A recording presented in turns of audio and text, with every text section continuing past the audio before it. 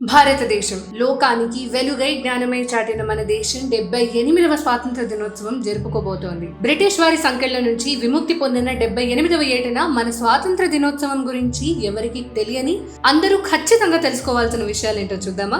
Number 1, భారతదేశానికి పాకిస్తాన్ కి స్వాతంత్రం ఒకే రోజున రాకపోవడానికి కారణం lord mount baton. Original Indian independence బిల్లో ఆగస్టు 15, 1947నే పాకిస్తాన్ మరియు ఇండియా రెండు దేశాలు బ్రిటిష్ రాజ్యం నుంచి స్వాతంత్రం పొందవలసిందిగా నిర్ధారించారు. కానీ ఈ స్వాతంత్రం బిల్లును దగ్గరుండి చూసుకున్న బ్రిటిష్ అధికారి లార్డ్ మౌంట్ బ్యాటన్ ఇరు దేశాల స్వాతంత్ర సంబరాలను హాజరు కావాలనుకున్నాడు. అందుకని రెండు దేశాల స్వాతంత్ర దినాలు ఒకదాని తర్వాత మరొకటిగా నిర్ణయించబడ్డాయి.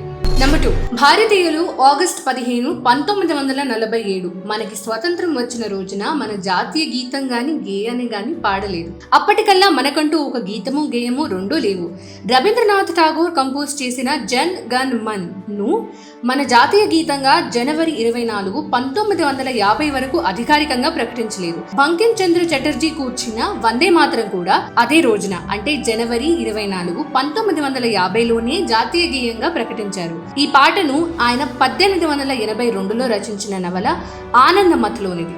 నంబర్ 3, మనకి స్వాతంత్రం వచ్చిన వేళ ఆ అమూల్యమైన నిమిషాల్లో తొలుతు సంబరాల్లో మన జాతిపిత మహాత్మా గాంధీ భాగం పంచుకోలేదు. 200 సంవత్సరాల నిరంకుశ బ్రిటిషు పాలన నుంచి మనం విముక్తి పొందాము. కానీ దాని వేళ దేశాన్ని రెండు భాగాలుగా చీల్చడం, ఇండియా మరియు పాకిస్తాన్. ఈ విభజన ఇరు దేశాలలో రక్తపు మడుగులను సృష్టించింది. దాన్ని నిలిపివేసేందుకు మహాత్మా గాంధీ నిరాహార దీక్షను ప్రకటించారు. జవహర్ లాల్ నెహ్రూ స్వాతంత్ర భారత మొట్టమొదటి ప్రసంగాన్ని అందిస్తున్నప్పుడు మహాత్మా గాంధీ వెస్ట్ బెంగాల్లోని కోల్కతాలో దీక్షలో ఉన్నారు.